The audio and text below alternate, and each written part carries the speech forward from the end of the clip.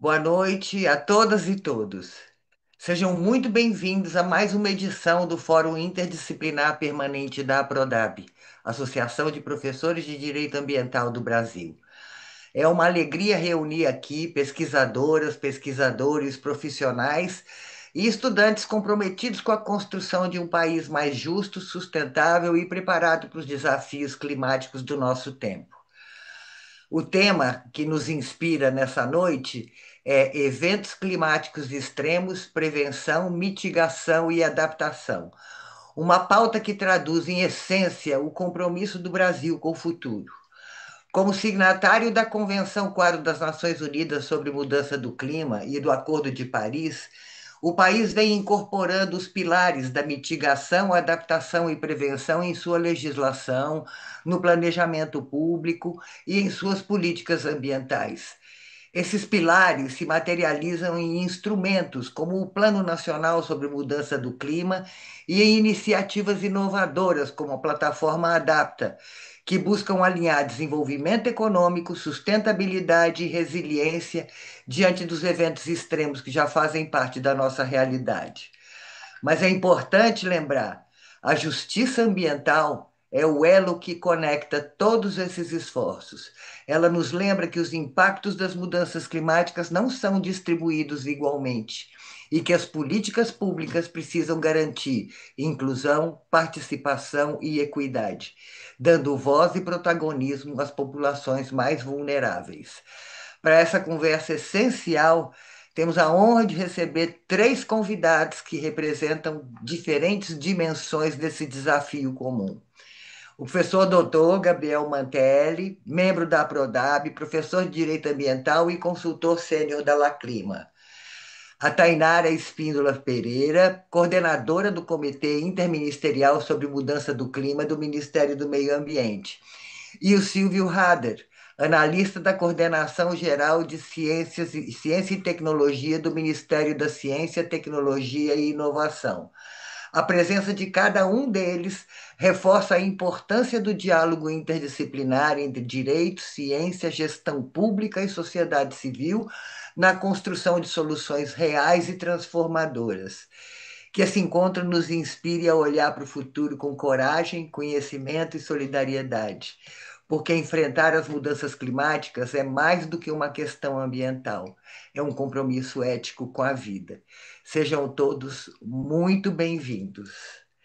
Eu gostaria de começar a nossa conversa com o professor Gabriel Mantelli, né? Gabriel é nosso colega da Prodab, consultor sênior da Laclima, doutor em Filosofia e Teoria do Direito pela Universidade de São Paulo, mestre em Direito e Desenvolvimento pela Fundação Getúlio Vargas de São Paulo, em Direito, advogado com atuação nas áreas de direitos humanos, justiça climática e teoria do direito. Gabriel, a palavra está com você. Muito obrigado pela presença. Muito obrigado, professora Márcia. É sempre uma felicidade estar aqui no espaço da Prodab para fazer mais um evento, mais uma discussão de ponta. Também gostaria de saudar aqui a minha colega e o meu colega de mesa. Eu acho que a ideia da discussão de hoje, já às vésperas da COP, é a gente poder também contribuir para esse momento que é tão importante e histórico mais uma vez na história do nosso país. E aí eu acho que a ideia é também fazer uma fala inicial que pudesse servir de elementos para as próximas falas que vão ser feitas pelos meus colegas, no sentido da gente tentar estabelecer um terreno comum aqui de diálogo dentro desses três eixos que estão estabelecidos para a conversa de hoje, que dizem respeito à prevenção, à mitigação e à adaptação que estão dentro das preocupações e das estratégias da nossa Convenção Quadro de Mudanças do Clima.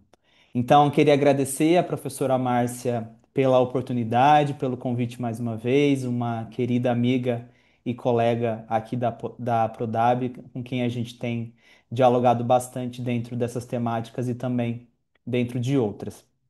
A professora Márcia já me apresentou, mas gostaria só de enfatizar que hoje eu atuo como advogado de uma organização chamada La Clima, que é uma organização e Instituto Global Brasileiro que tem estabelecido políticas, tem trabalhado dentro dos eixos da política climática, da paradiplomacia climática e também a gente tem hoje em dia uma das maiores redes de advogados climáticos do mundo, com uma base muito sólida aqui no Brasil, né? Além de fazer essa atuação também na academia, dentro dos eixos de direito ambiental e direito climático. Então, eu vou usar aqui os meus 20 minutinhos para estabelecer um pouco desse histórico de como a gente chegou até aqui e por que que essas três temáticas elas estão necessariamente interconectadas e qual que tem que ser um pouco o papel, qual que tem sido, né, o papel do direito e quais são os desafios dentro desse cenário. Então, como eu já tinha dito, eu acho que a gente chega às vésperas da COP 30. A COP 30 oficialmente ela começa no dia 10 de novembro, na próxima segunda-feira, mas já estão acontecendo eventos preparatórios lá em Belém neste momento, e queria enfatizar, inclusive, a plataforma dos povos indígenas, que é um dos instrumentos e um dos órgãos que existem atualmente dentro da UNFCCC, que é esse grande guarda-chuva aí que estabelece os parâmetros da governança climática mundial atualmente. E esse espaço dos povos indígenas ele é muito importante porque ele tem sido construído a duras lutas e é super importante a gente reconhecer a legitimidade e a importância desse instrumento para com a diplomacia climática e a governança climática como um todo. Então é interessante a gente estar cada vez mais atento para o que está acontecendo nessas discussões, para que demandas indígenas de povos tradicionais também façam parte dessa discussão, que é uma discussão do ponto de vista dessa diplomacia e dessa política mundial, muito difícil. Muitos interlocutores, muitas pessoas têm enfatizado o quão difícil tem sido essas últimas conferências do clima, essas últimas COPs. Não só porque as três últimas elas aconteceram em países com regimes ditatoriais e com diversos problemas relacionados à livre manifestação e aos direitos humanos, mas também porque eram três países que têm uma economia muito dependente da indústria fóssil, da indústria petrolífera, e com várias denúncias de lobby dessas empresas durante essas três conferências. Então, acho que esse é o primeiro ponto de como a gente consegue chegar nessa COP do Brasil, um país democrático, um país onde a sociedade civil é muito pungente, onde a sociedade civil está colocando muito esforço dentro dessa ideia que a própria presidência da COP 30 tem chamado de mutirão, que eu acho que é um mote excelente, diz muito sobre o jeito brasileiro de fazer as coisas, de pensar as políticas, de usar os mecanismos democráticos para se fazer ouvir, para se fazer presente nesses espaços que muitas vezes são muito inacessíveis, difíceis e técnicos demais para a maioria da população. Então, não só porque as últimas três COPs elas foram difíceis em razão desse contexto político e nacional desses últimos três países, mas também porque o próprio multilateralismo, e muita gente tem falado sobre isso, pensado sobre isso, tem sofrido muitas dificuldades. E isso tem a ver, evidentemente, com o cenário geopolítico como um todo, pensando essas guerras que estão acontecendo, alguns governos mais conservadores e que não colocam a agenda climática como prioridade. E aí, evidentemente, que o exemplo mais concreto disso é é o próprio Estados Unidos, né? Então, não ter, por exemplo, os Estados Unidos nessas negociações tem um impacto muito grande, dado ao peso geopolítico e econômico dos Estados Unidos.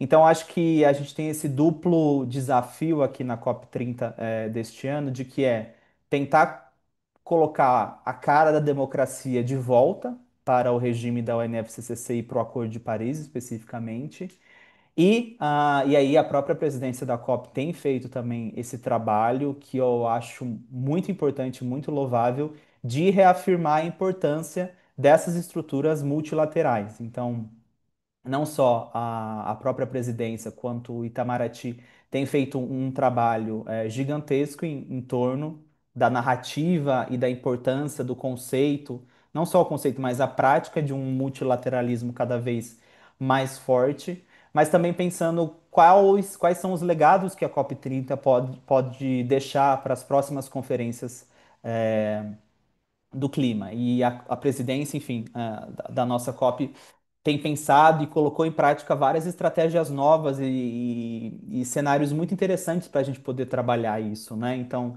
ela criou, por exemplo, os enviados especiais da COP, que representam diversos setores e comunidades para dentro da estrutura da agenda de ação, tem lançado as cartas de maneira rotineira, colocando ali também do ponto de vista político quais são as intenções e quais são os pontos mais interessantes. Tem estabelecido outros fóruns paralelos à própria COP.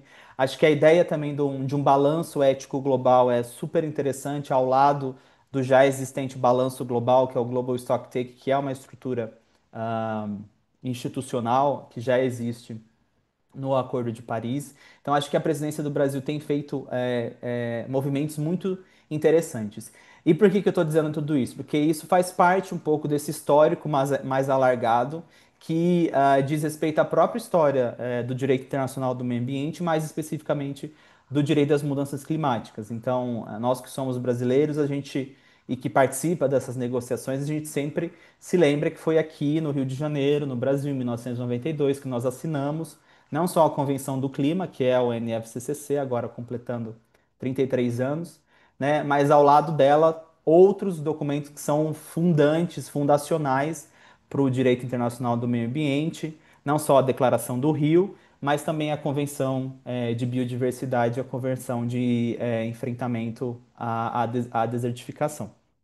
Então, o Brasil tem um papel fundamental, porque o Brasil, por ser um país do sul global, de dimensões continentais e com um peso geopolítico diferenciado, ele consegue também servir de voz para outros pequenos países, né, que não têm, não conseguem ter essa dimensão. E aí, por vários motivos, né? Às vezes falta de apoio técnico, falta de financiamento, falta de estrutura governamental para poder também levar essas discussões. Então, o Brasil, ao lado de outros grandes países do sul global, acabam sendo mesmo a cara desse sul global que se coloca para discutir um tema tão difícil quanto o tema climático, quando a gente está pensando aí essa dinâmica geopolítica do norte versus o sul global. Isso não quer dizer, né, minha colega professora Márcia, que nós somos os bonzinhos da história, né? E que o sul global também é simplesmente os bonzinhos na história do clima. É também a partir do sul global que parte das demandas relacionadas à própria indústria petrolífera se mantém de pé. Hoje a gente não pode negar isso. Então, se de um lado a gente tem esse norte global que tem também as suas dificuldades de um lado e suas coisas boas de outro, o sul global também tem suas contradições, né? O próprio Brasil, a gente tem conversado bastante sobre isso, né? Ao mesmo tempo que ele está aqui sediando a COP30, ao mesmo tempo que ele tem feito, de novo, um trabalho louvável em relação às políticas de combate ao desmatamento. Mais uma vez, o Brasil conseguiu diminuir suas emissões de gases de efeito estufa, chegando aí em níveis recordes de diminuição, que é com certeza fruto de um trabalho muito bem coordenado pelo Ministério de Meio Ambiente e Mudança do Clima e de outros ministérios dentro do governo federal. Então, ao mesmo tempo que a gente tem esses resultados positivos, que são esperançosos, que dão bons sinais para a comunidade internacional, ao mesmo tempo, o Brasil, assim como outros países do sul global, né, tem uma dificuldade tremenda ainda de lidar com o tema da transição energética e o tema de abandono dos combustíveis fósseis, né?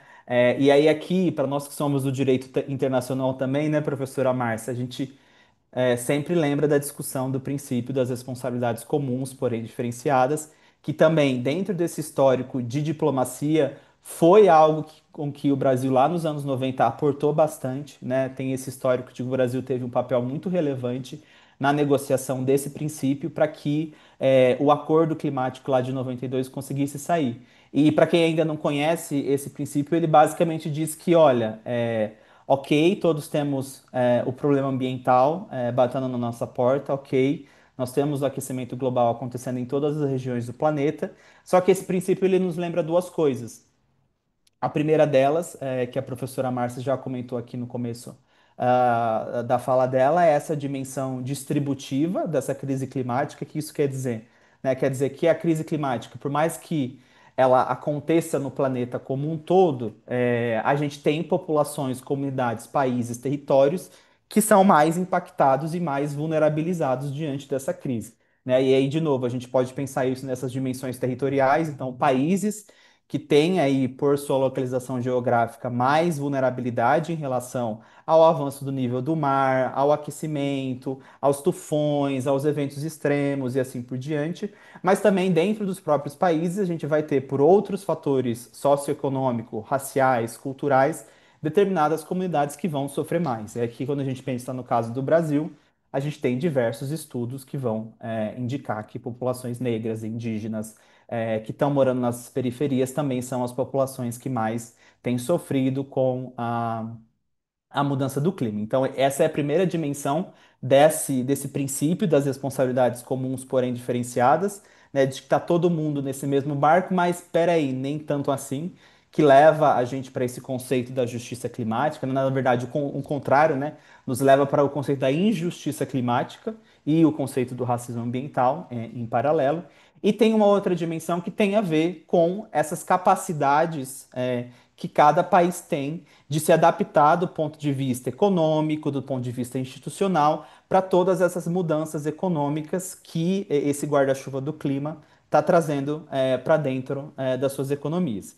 E aí que vai entrar uma discussão muito forte com o próprio princípio e o direito ao desenvolvimento. Ou seja, né, os países mais empobrecidos, os países do sul global, que não tiveram um histórico de acumulação de capital baseado na indústria fóssil, agora são cada vez mais cobrados de não usar esse mesmo tipo, né, de estratégia de desenvolvimento que os países do norte global utilizaram por, né, nesses últimos 5 séculos, vamos dizer assim, se a gente alargar um pouco para esse histórico colonial, mas se a gente usar aí o marco da Revolução Industrial, nesses últimos 2 séculos, tem utilizado.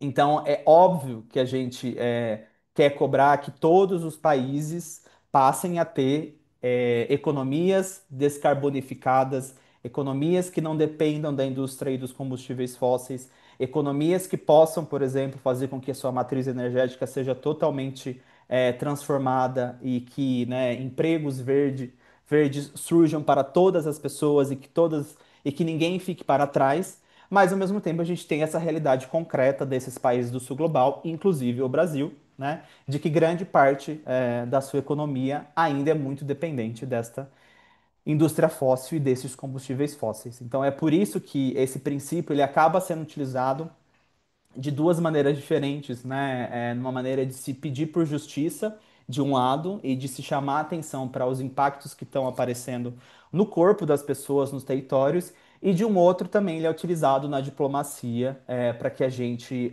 consiga estabelecer essa conversa, que é uma conversa tão difícil entre esses países que, de um lado, de alguma forma querem, sim, se descarbonificar, mas ao mesmo tempo ainda não tem todos os meios para fazer isso. Então, esse choque ele acontece a todo momento, né, de como a gente consegue transicionar a nossa economia sem deixar ninguém para trás e o que a gente vai fazer então com esses países do sul global e outros países, não só os países do sul global têm dependência do petróleo, mas grandes países, como é o próprio caso dos Estados Unidos, têm uma dependência também muito forte em relação aos combustíveis fósseis, né? O específico do Brasil, aí depois os meus colegas aqui do MMA e do MCTI também podem colaborar um pouco. O Brasil, grande parte das emissões do Brasil vem do desmatamento. Então é por isso que grande parte do esforço institucional que se faz é no combate ao desmatamento. Mas nós que somos, né, desse campo da justiça climática e desse campo da luta climática, a gente não vai deixar de cobrar o governo federal, os governos estaduais, de que ao lado também das políticas de desmatamento, a gente também quer políticas de transição, né? E políticas de transição concretas, reais, né? Com prazos, e que o Brasil, ao mesmo tempo que ele é essa força do sul global, ele também possa servir de exemplo para que outros países também olhem e possam ver que existem caminhos, sim, que conseguem conciliar o direito ao desenvolvimento com a transição energética para longe dos combustíveis fósseis. Então, eu acho que É um pouco desse histórico, em primeiro lugar, que eu queria trazer aqui para a nossa mesa de discussão, né? Aqui eu acho que ninguém, a gente está tentando colocar um debate no sentido de que a gente consegue enxergar quais são as contradições, quais são as potencialidades, para que a gente consiga então pensar nos desafios de como fazer isso, no sentido de como a gente consegue, por exemplo, no nosso caso aqui da Prodab, como a gente consegue utilizar o direito para que esses desafios eles sejam cada vez mais concretizados. E aí tem existido diversos existido diversos movimentos ao redor do planeta no sentido exatamente de usar ou tentar utilizar o direito para fazer com que essas mudanças elas sejam concretizadas e elas não fiquem só à mercê necessariamente dessa volatilidade política que existe, né? E de que tudo seja necessariamente cabível de negociação no âmbito da UNFCCC. E o que eu quero dizer com isso, para a gente começar a entrar um pouquinho nesses três pontos de prevenção, mitigação e adaptação, o que eu quero dizer com isso de que cada vez o direito está passando a ter um papel mais relevante é porque em um mundo onde a ciência tem cada vez mais dado sinais de que nós não temos tempo, e em um mundo onde a UNFCCC faz 33 anos, o Acordo de Paris faz 10 anos, agora em 2025, a gente está celebrando 10 anos do Acordo de Paris. Os movimentos, as pessoas, os impactados diretamente e concretamente pela crise climática, não aguentam mais esperar as respostas políticas dos estados. Então é por isso que cada vez mais a gente vê que as pessoas têm buscado formas coercitivas com o apoio do Estado de Direito. Ou seja, né, se aquilo que está acontecendo nas mesas de negociação não parece mais suficiente, e aqui não estou dizendo que não é relevante o papel da UNFCCC, porque a gente reconhece a relevância, a gente está lá, a gente está discutindo, a gente está aportando, a gente está participando das negociações, a gente está tentando fazer esse movimento diplomático, político, geopolítico internacional, mas a gente vê que aquele espaço, em determinados momentos, carece de determinada efetividade, e é por isso que muitos movimentos, muitos grupos acabam tentando se utilizar do direito para que essas políticas de prevenção, de mitigação, de adaptação sejam de fato reais e tragam mudanças para a vida das pessoas. O que a gente tem observado? Que é interessante, né? Então, nesses últimos 10 anos, com a assinatura do Acordo de Paris, o debate dos direitos humanos, o debate das garantias individuais das pessoas, tem sido cada vez mais chamado para essa conversa que antes era uma conversa muito voltada, né, às tecnicidades econômicas, né? Aqui tem o meu colega do MCTI, as tecnicidades relacionadas à transferência de tecnologia, né, a transparência, a maneira como os países conseguem compartilhar boas práticas, né, e o que nos leva também a pensar os fluxos de financiamento para que toda essa mudança estruturante que a gente quer fazer no mundo possam acontecer. Então, por muito tempo, as negociações, antes do Acordo de Paris, por meio do protocolo de Kyoto, elas aconteciam muito nessa chave muito mais técnica, econômica, político-negocial.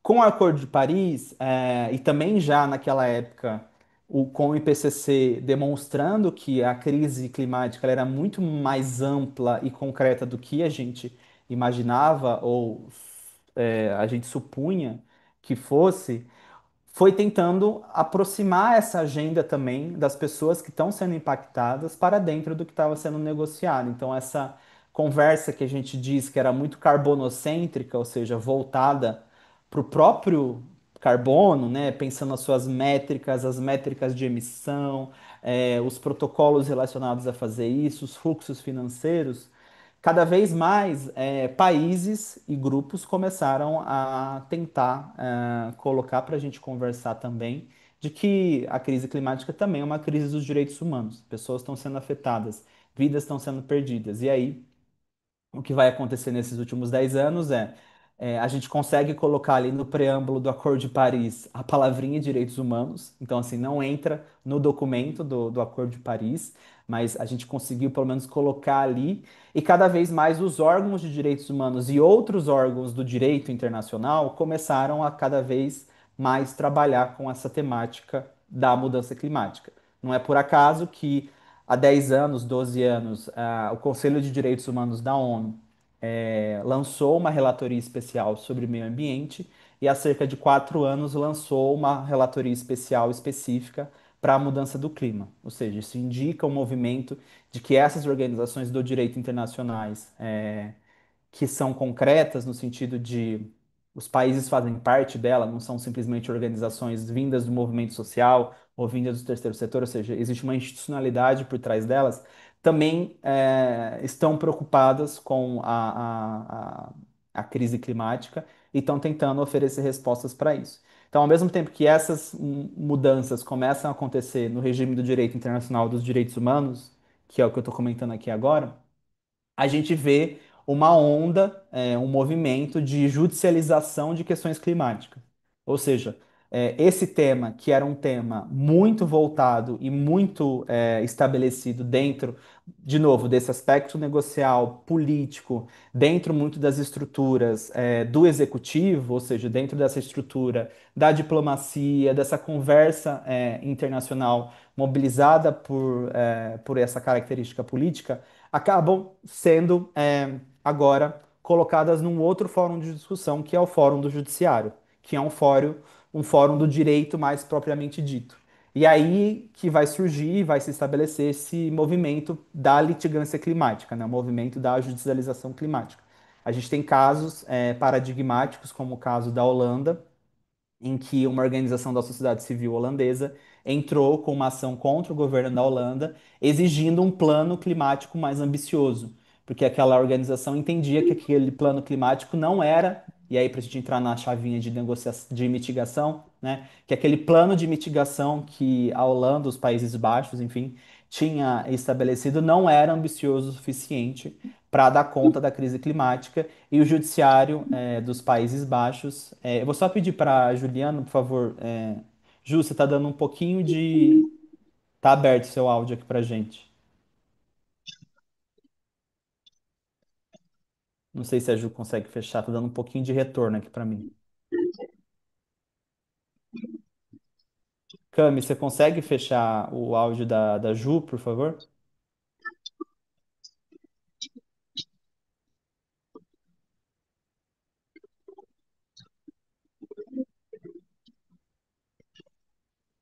É que eu não consigo fechar.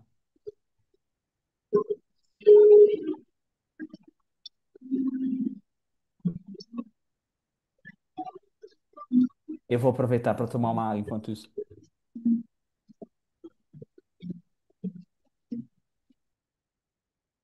Aí, pronto. Obrigado. Bom, aí eu estava comentando então que na Holanda a gente teve esse caso que é super interessante, onde a primeira vez, né, uma Suprema Corte de um país decidiu sim entrar nessa discussão sobre clima e dizer que aquilo que o governo holandês ou dos Países Baixos estava fazendo não era suficiente. E aí isso iniciou uma onda de vários outros casos ao redor do mundo, inclusive aqui no Brasil. A gente tem discussões que estão acontecendo no judiciário. Então, a primeira parte da minha fala, e eu já estou quase concluindo aqui, professora Márcia, a primeira parte da minha fala quis chamar um pouco a atenção desse histórico em relação à COP30, como chegamos até aqui, quais são os desafios, quais são as contradições. Esse segundo momento diz muito respeito a como o direito tem tentado ocupar os espaços, ou tem ocupado esses espaços por meio de demandas que vem da sociedade civil, que vem dos movimentos sociais, que estão cada vez mais clamando por urgência e clamando por respostas, e que não estão necessariamente encontrando essas respostas no regime climático que a gente tem atualmente ancorado pela UNFCCC e pelo Acordo de Paris, e claro, de novo, não dizendo que é um regime que não é importante, mas que ele tem as suas dificuldades e que as pessoas estão buscando outros caminhos institucionais para ver se a gente consegue ter essas respostas. E finalmente, para a gente terminar aqui a nossa conversa, de dizer que esses três elementos, quando a gente está pensando nos desastres de prevenção, mitigação e adaptação, existe dentro do direito dos desastres essa noção de que esses ciclos dos desastres, eles nunca terminam, né? E eles nunca vão terminar, independente da crise climática está aqui ou não, e de que a gente pensar políticas públicas que atuem muito mais na prevenção no que acontece depois do desastre é muito mais eficaz, muito mais barato e muito mais inteligente do que a gente ficar a todo momento tendo que lidar com os instrumentos do direito e os instrumentos políticos que estão aí estabelecidos para a gente lidar com o que acontece depois. Que obviamente que depois que o desastre acontece, a gente tem perdas do ponto de vista material, mas também do ponto de vista imaterial, quando a gente está falando de vidas, de cultura e de histórias. Então, por mais que o Acordo de Paris estabeleça principalmente o recorte da mitigação e da adaptação e também o da prevenção, a gente tem ali toda uma outra esteira de negociação que acontece em relação a desastres que seria importante a gente também estar cada vez mais atento para e talvez pensar caminhos para conectar cada vez mais este direito internacional dos desastres com o direito das mudanças climáticas. Aqui no Brasil e em outros lugares existem pesquisadores e doutrinadores do direito, inclusive, que têm tentado fazer um pouco essa conexão aqui no Brasil, como a gente coloca para conversar, né, a legislação, por exemplo, a legislação que responde a desastres da defesa civil de um lado, para conversar cada vez mais com o pessoal do MMA, por exemplo, a colega Tainara está aqui, depois também pode contribuir com isso, para que não fiquem mundos, inclusive do ponto de vista legal, muito distantes um do outro, né? E a gente consiga estabelecer uma conversa, e estabelecendo essas conversas a gente acaba tendo ganhos institucionais bastante interessantes que a gente pode depois, inclusive, replicar para outros lugares.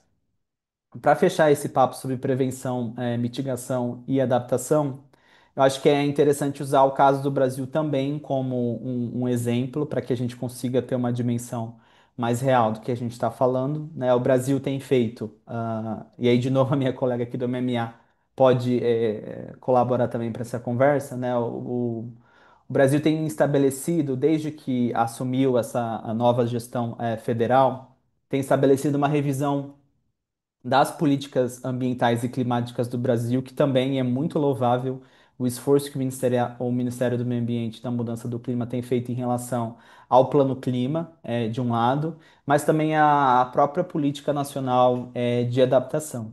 Então, de um lado, a gente vê aí que o governo brasileiro tem colocado um esforço muito interessante no sentido das políticas de mitigação, e aí, de novo, chamando a atenção para os planos que na última gestão do governo Bolsonaro deixaram de funcionar, e aí, pensando especificamente, a gente pode citar o próprio PPCDAM, que é o Plano de Prevenção e Combate ao Desmatamento na Amazônia, que foi totalmente desmobilizado durante a gestão do presidente Bolsonaro e que voltou a funcionar com grandes ganhos, com grandes importantes números para a gente nesses últimos 3 anos, mas ainda no ponto da mitigação, ao mesmo tempo que a gente tem esses ganhos, a nossa crítica ela continua porque há 2 semanas da COP o IBAMA autorizou, né, o licenciamento ali na foz do petróleo, na foz do Amazonas para pesquisa e eventual exploração do petróleo naquela região, o que para nós, né, do movimento ambientalista e climático brasileiro, é algo que a gente precisa conversar com muito mais cuidado e com muito mais responsabilidade. No plano da adaptação, a gente tem visto também um esforço bastante interessante em relação aos planos de adaptação. A grande questão que ainda fica depois de revisados esses planos, depois que esses planos forem aprovados, a gente ainda vai ter um desafio de onde vai vir o dinheiro para a gente concretizar todo esse plano de adaptação, né, e essas possibilidades que os planos de adaptação oferecem para o nosso país, que volta de novo para de onde vem o financiamento climático, né? O Brasil pode acessar esses fundos internacionais? De que modo ele acessa isso? Como a gente vai discutir a política de adaptação ali no detalhe, quando a gente estiver pensando no orçamento público? Como que as populações vão poder ter acesso de fato e poder opinar sobre quais políticas de adaptação concretamente ali no seu território são as mais interessantes. Então, de novo, também temos muito o que caminhar em relação a tudo isso. E a COP, a gente, para fechar aqui a minha fala, professora, a COP não é necessariamente uma linha de chegada. E aí a gente tem visto muito isso, né? Tá todo mundo que trabalha nessas áreas, né? Tainara, Sávio, sabe como para quem está dentro do campo do setor, a gente tem trabalhado muito para que a COP30 aconteça da melhor forma possível, para que seja uma conferência memorável, para que a gente tenha ganhos na negociação, mesmo diante de todas as dificuldades do multilateralismo atualmente, porque a gente sabe que o Brasil é um país hábil, muito hábil em termos de negociação internacional. Mas a gente não pode esquecer que a COP30 não é necessariamente uma linha de chegada, né? Ela novamente, ela vai ser um recomeço, né? A partir da COP30 a gente vai ter novamente muito trabalho pela frente. A presidência da COP do Brasil fica com o Brasil até a próxima COP, então a gente tem mais um ano de presidência de COP aí pela frente, ela não simplesmente acaba agora, no dia 21 de novembro, né, que é quando se encerra oficialmente a COP, porque a presidência vai ficar e a gente vai ter aí todo esse legado, todo esse acúmulo, todo esse multirão que foi feito e a sociedade civil, as pessoas vão querer respostas mais uma vez, a gente vai ter que trabalhar para conseguir endereçar elas e poder passar o bastão para o próximo país que vai sediar, que inclusive a gente não sabe ainda onde vai ser, se vai ser na Austrália, se vai ser na Turquia, né? Muito indica que vai ser na Austrália, para que a gente possa passar o bastão para a próxima presidência, tá? Então, esse é um pouco das minhas contribuições iniciais, professora. Espero que a gente continue aqui a ter um debate muito rico e interessante. Muito obrigado. É um assunto desafiador, né? Obrigada, Gabriel. Eu só queria comentar o seguinte: eu, como quem acompanha essa negociação, negociações há mais de 40 anos, né? O que me intrigou muito que a Convenção do Clima ela parte do princípio de que as mudanças climáticas estão em curso, lá em 92. Tanto é que ela fala de prevenção, de mitigação, de adaptação, mas e isso é um desafio global. Mas e assim como o desenvolvimento sustentável, você pensa globalmente e você tem que agir localmente. E todas as possibilidades, inclusive de você prever, prevenir, e se adaptar dependem de previsibilidade. Essa previsibilidade está atrelado a um máximo de elevação de temperatura. Depois disso, a gente não consegue prever mais. Seja como for, é um desafio que envolve todas as áreas, como você mesmo falou, e que tem uma dimensão global e tem uma dimensão local. Então, eu gostaria agora de chamar a Tainara para contar um pouco para a gente, já agradecendo muito outra vez a disponibilidade e como é que está sendo ah, articular, né? Essa governança que envolve todos os aspectos da vida nacional, tendo em vista justiça climática. Eu gostaria de fazer a apresentação formal dela, né? Tainara é engenheira de energia, doutoranda em bioenergia, servidora pública de carreira e analista de infraestrutura. Atualmente, ela é coordenadora do Comitê Interministerial sobre Mudança do Clima e possui experiência nas áreas de mudança do clima, transição energética, biocombustíveis e mercado de carbono. Ela atuou na formulação e implementação de políticas públicas estratégicas, como o Plano Clima e a Política Nacional de Biocombustíveis. Seja muito bem-vinda, Tainara. A palavra está com você. Obrigada, professora Márcia. Queria começar agradecendo ao convite, cumprimentando os colegas de mesa, o professor Gabriel, o doutor Sávio. E foi uma introdução muito rica que o Gabriel fez, passando por um panorama bem global sobre tudo que envolve essa questão de enfrentamento à mudança do clima. E eu vou aproveitar e já pegar um dos ganchos que ele comentou, que é sobre a revisão das políticas ambientais e climáticas. Então, eu vou falar um pouquinho sobre duas políticas importantes que a gente está no momento em curso, que é a revisão da Política Nacional sobre a Mudança do Clima e o Plano Clima, e falar um pouquinho também sobre esse aspecto da governança, de como é que a gente pode evoluir as nossas estruturas institucionais para realmente implementar essas políticas e alcançar todos esses objetivos que foi elencado. Eu vou usar uma apresentação de base, porque é um conteúdo bem extenso, então eu vou deixar aqui para a gente já ter uma referência. Para ver se eu consigo compartilhar a tela.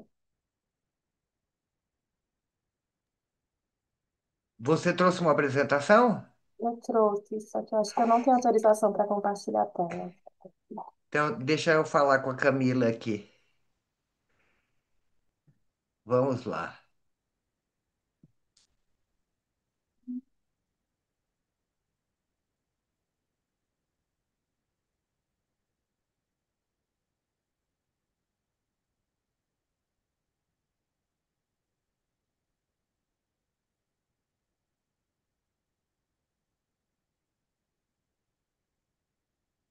Eu comento aqui no chat que está liberado, mas ainda não.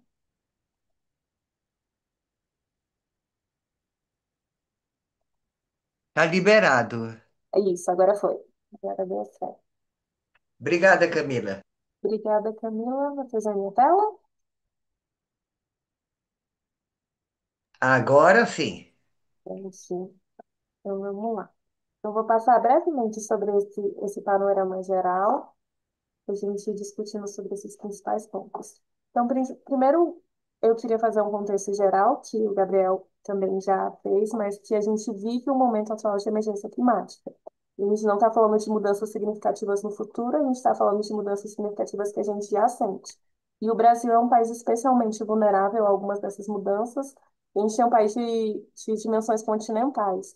Então, esses efeitos também não são uniformes ao longo do país. Então, esses desafios são cumulativos. Então, aqui a gente traz alguns, em geral, por exemplo, aumento de temperaturas e ondas de calor em todas as macro-regiões, aumento de chuva anual na região sul e de chuva extremamente persistente nas regiões norte, sudeste e sul, o aumento da frequência e da duração das secas na região nordeste, centro-oeste e sudeste, e diversos outros, como aumento de vento severo e nível do mar, que a gente sabe que traz desafios tanto de sobrevivência para a população, quanto de hábitos que precisam ser realizados nesse contexto da adaptação para lidar com todas essas questões. Mas, além desse panorama geral, tem dois pontos de atenção que precisam ser especialmente destacados, que é a proximidade dos pontos de não retorno para o Brasil. A gente sabe que entre 2023 e 2024 a gente teve a sequência de meses com temperatura acima de 1,5 graus, que é o norte do Acordo de Paris pela primeira vez. Então, novamente, não é uma questão futura que a gente vai enfrentar, mas um desafio que a gente já está enfrentando. E no contexto brasileiro, duas principais ameaças que a gente tem é a ameaça de colapso da floresta amazônica, que é sensível a esse aumento de temperatura e é um fator que se soma a outros desafios, como desmatamento e incêndios florestais. E um outro ponto sensível é quanto à extinção de recifes de coral, porque a gente sabe que os oceanos também são um dos ecossistemas que pode sofrer esses efeitos antes dos demais. Então, aqui a gente tem dois destaques especiais, e além disso, além de estar falando de toda essa problemática da sobrevivência da espécie, a gente também está falando de impactos econômicos, porque o custo da inação disso já é estimado em 146% do PIB do Brasil, quando a gente olha o panorama até 2050, e isso implica em impactos na atividade econômica, no emprego, na produtividade e em diversos outros fatores que culminam em disparidades regionais e aumento da desigualdade, que é um dos principais elementos que, quando a gente fala desse contexto de transição justa e justiça climática, precisa ser observado. Então, essas políticas que eu vou destacar aqui hoje são elaboradas, orientadas para lidar com essas questões, e a gente entende que é a estratégia de longo prazo para enfrentamento desse contexto de emergência climática no país. Então, Tudo isso precisa ser integrado, então, pensando no título desse seminário hoje, e de como esses fatores precisam ser analisados de forma integrada, a gente sempre traz em qualquer apresentação que a gente faz sobre esse assunto, a gente sempre gosta de destacar que esses fatores, além de serem cumulativos e integrados, eles também, para soluções, podem ser encadeadores. Então, quanto mais rápida a redução das emissões, quando a gente fala desse contexto de mitigação, maiores são as chances e as oportunidades de adaptação para reduzir as vulnerabilidades e aumentar a resiliência das populações, das cidades, dos ecossistemas, e menores serão os impactos de eventos extremos climáticos no contexto de perdas e danos. Então, uma dessas políticas públicas que é essencial para esse enfrentamento é a Política Nacional sobre Mudança do Clima, que foi elaborada e publicada com a Lei número 12.187 de 2009, e é um dos marcos legais mais importantes do país nesse contexto, porque ele estabeleceu os princípios e as diretrizes gerais da política climática nacional e trouxe dois grandes compromissos: reduzir as emissões e preparar o país para essa adaptação à mudança do clima. Então, essa política está em processo de revisão, um processo de revisão que foi iniciado em 2023, no âmbito do Comitê Interministerial sobre a Mudança do Clima, e, e entendeu-se que ela precisava ser atualizada. Por quê? Porque é uma política, como eu comentei, de 2009, então é uma legislação que está há mais de 15 anos sem atualização. E ela apresenta defasagens importantes quando a gente retoma esse panorama internacional que o Gabriel também comentou, porque ela tem defasagens normativas quando a gente analisa os compromissos do Acordo de Paris e não traz diversos elementos importantes, como orçamento de GES, estratégias de longo prazo compatíveis com as NDCs que o país apresentou, e a definição legal de emissões líquidas zero no horizonte de 2050. E também, um outro ponto de defasagem relevante dessa política é que ela não engloba o contexto de aprimoramento dessa governança climática, que foi realizada com o decreto que restaurou, sim, 2023, que foi aprimorado em 2024 e tem essa finalidade explícita de coordenar e acompanhar as relações relativas a essa política, incluindo pilares de transparência, inclusão e eficiência. É, bom, seria uma apresentação de mais de uma hora para explicar todos os pontos que estão em processo de revisão, mas eu trouxe uma pincelada rápida para a gente ter um panorama geral e também fazer um convite para contribuições, porque a revisão dessa política está em processo de consulta pública. Então, as principais inovações que esse texto traz é com relação à inclusão para a transição de emissões líquidas zero até 2050. Ela traz diversos conceitos, princípios, objetivos e diretrizes, muito relacionados a esse contexto de transição justa e justiça climática, que já foi citado hoje. Ela traz ajustes consideráveis também nos dispositivos sobre financiamento, que é um outro ponto que o Gabriel destacou anteriormente, que para implementar essas políticas e alcançar esses objetivos que a gente está apresentando, é necessário financiamento climático. Então, ela traz algumas inovações nesse contexto. E ela traz também a organização dos instrumentos de planejamento, implementação, monitoramento institucionais relacionados à transparência também. Então, aqui eu deixo o link, como eu comentei, a revisão dessa política está em processo de consulta pública na plataforma Brasil Participativo, e também no site da MMA é possível encontrar o texto na íntegra. Então, eu faço também uma chamada para contribuições, porque diferentes visões e do público que está assistindo aqui hoje podem com certeza contribuir para aprimorar essa revisão da política. Passando essa parte da PNMC, eu queria trazer um pouquinho também sobre o Plano Clima, que está em processo final de elaboração. Então, a gente sempre fala que o Plano Clima é a estratégia de longo prazo para enfrentamento às mudanças climáticas. É um plano que engloba 3 PPAs, então a gente fala do horizonte de 2024 a 2035, e o principal objetivo dele é colocar o Brasil nessa trajetória de ser um país resiliente, sustentável, seguro, justo e desenvolvido, integrando diferentes atores nessa governança que é proposta no âmbito do Comitê Interministerial sobre a Mudança do Clima. Aqui eu mostro brevemente a estrutura dele. Então, o plano climático é dividido nos eixos principais de mitigação e adaptação. Cada um desses eixos tem duas principais frentes: as estratégias nacionais A gente tem a Estratégia Nacional de Mitigação e a Estratégia Nacional de Adaptação, que trazem as diretrizes gerais, que trazem todo esse ordenamento para a implementação desses eixos. Então, ele traz todas as questões que são comuns, esses objetivos e todo esse processo de construção do plano. E a gente também tem os planos setoriais, tanto de mitigação quanto de adaptação. Então, de mitigação, a gente tem 7 planos setoriais, e de adaptação, a gente tem 16, que trazem justamente as ações que vão ser utilizadas para alcançar esses objetivos de mitigação e de adaptação. Além disso, a gente tem um eixo transversal também, que inclui aqueles temas que a gente entende que precisam incidir sobre todos esses documentos. Então, um assunto que a gente falou bastante é sobre transição justa e justiça climática, porque não há como implementar nenhuma dessas ações sem considerar esses fatores. Outra estratégia transversal é recente, ela foi aprovada em uma reunião que aconteceu no mês passado, que é a Estratégia de Mulheres e Clima, que inicialmente estava no contexto de transição justa e justiça climática, mas entendeu-se que era necessário um documento à parte para trazer essa lente de gênero sobre outras questões, então optou-se por separar essas estratégias transversais para que a gente conseguisse que cada uma tivesse profundidade nesses temas. Outra estratégia transversal é sobre meios de implementação, que trata justamente disso, de como a gente pode fornecer recursos, e aqui a gente fala de recursos financeiros, mas também de recursos no sentido de construção de capacidades para implementar esses planos. Outra estratégia transversal é a de educação, capacitação, pesquisa, desenvolvimento e inovação, que também dialoga com esse ponto de construção de capacidades. Então, aqui a gente fala, por exemplo, na parte de capacitação, sobre empregos verdes e tudo que é necessário para a implementação também desses eixos de mitigação e adaptação.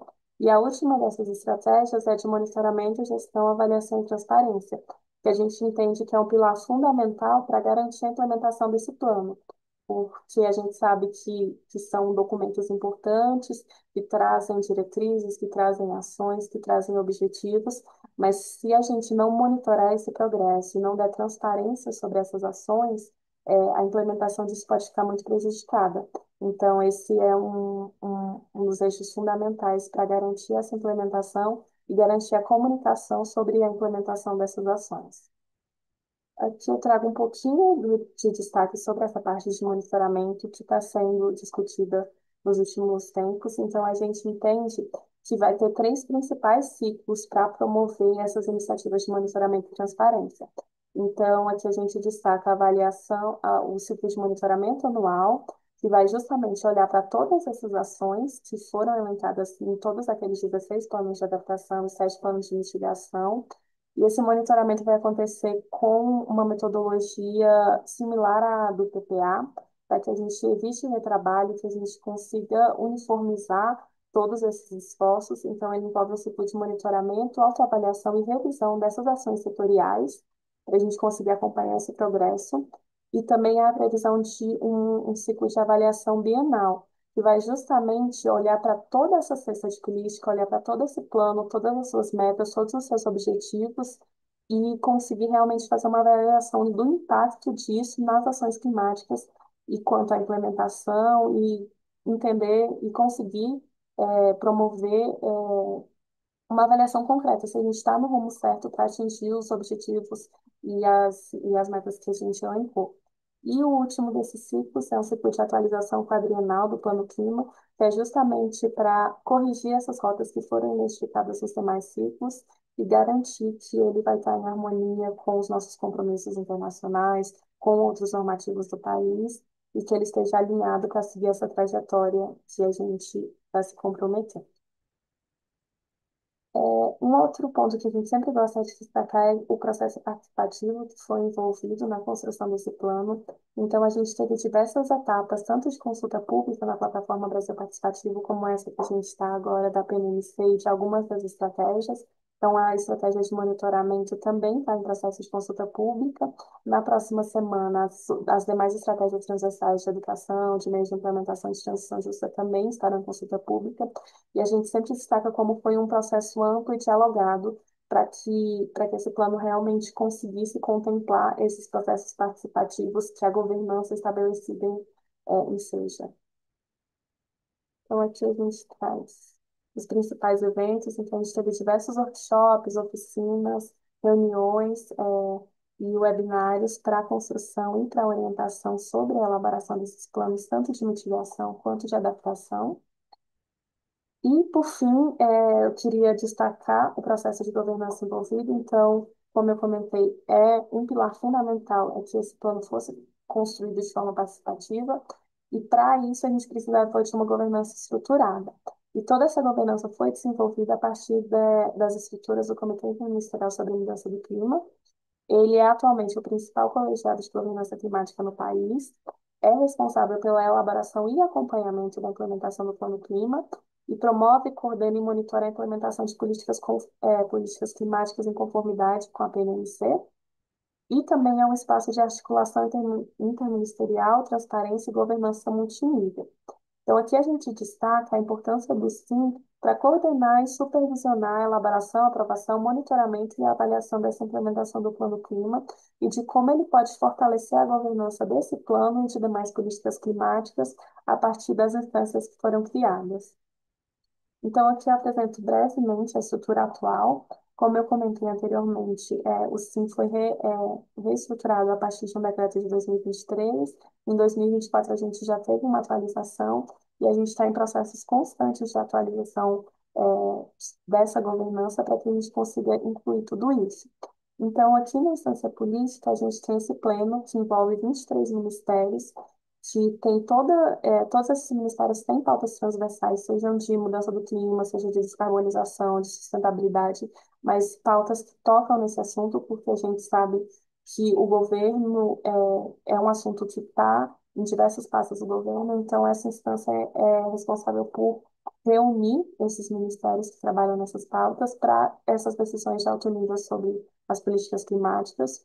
A gente também tem instâncias executivas, então, a gente tem o subcomitê executivo, que reúne 11 secretários e discute os principais assuntos que são levados ao SIM, para que a gente tenha participações e um dinamismo maior nessas decisões e nessas construções, como, por exemplo, do Plano Clima. Também foi criado um subcomitê para a COP30, que trabalhou junto com as demais instâncias nas questões relacionadas à COP, e que vai até o final do ano que vem, justamente pela questão de continuidade, que o Gabriel comentou que acontece na troika dos países. E a gente tem instâncias técnico-executivas que estão sendo propostas, que são as instâncias de adaptação e mitigação responsáveis por elaborar e por acompanhar a implementação das ações e das estratégias nacionais e dos planos setoriais, e também a instância de monitoramento e avaliação, que vai ser responsável pela sistematização dessas informações para que a gente consiga ter esse plano vivo e que a gente consiga acompanhar os resultados dele.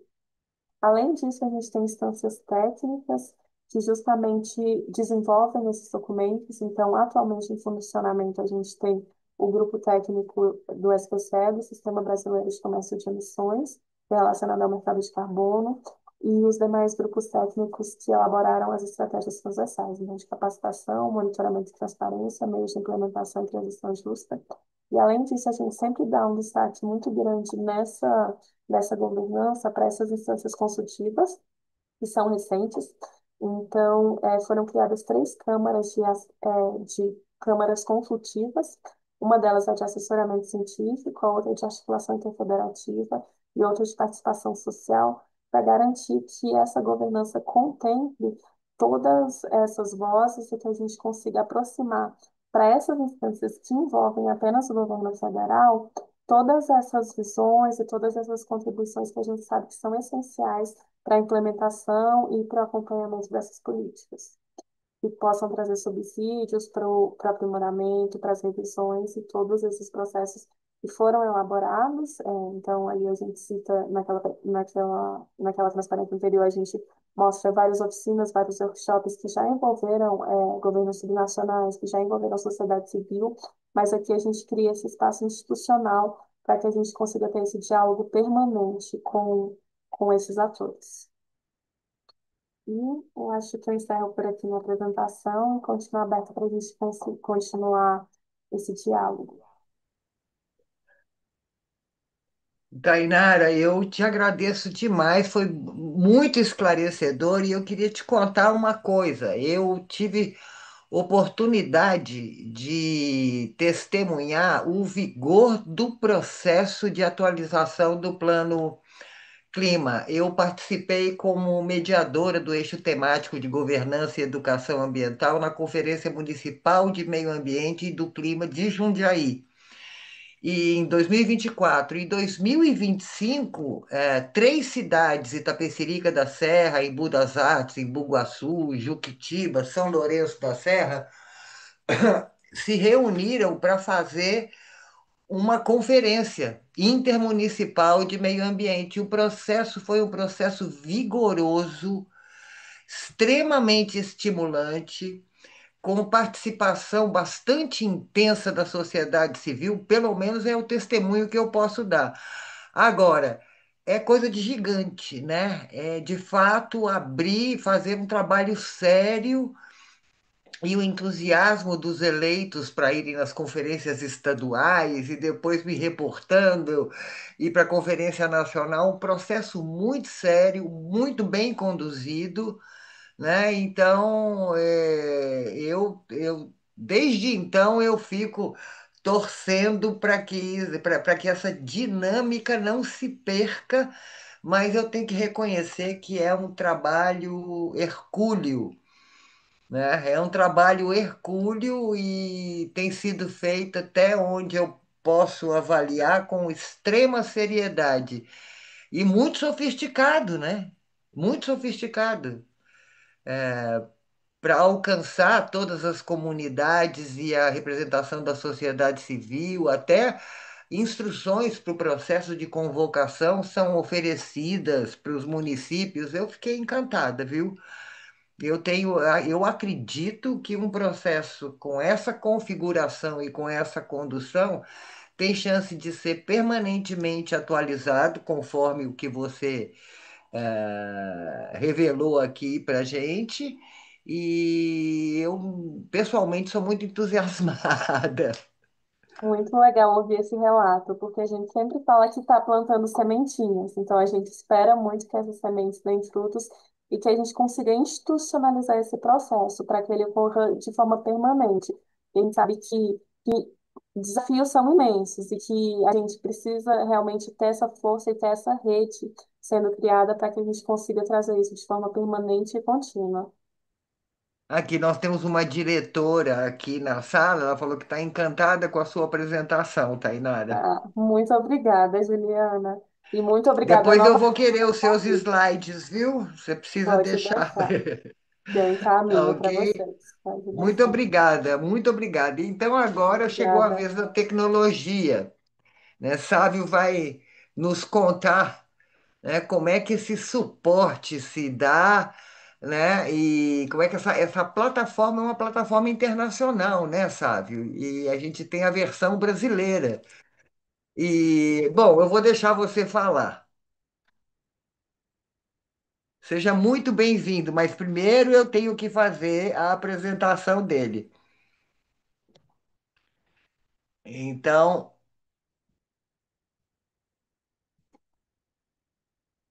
a minha gatinha quase me desligou aqui.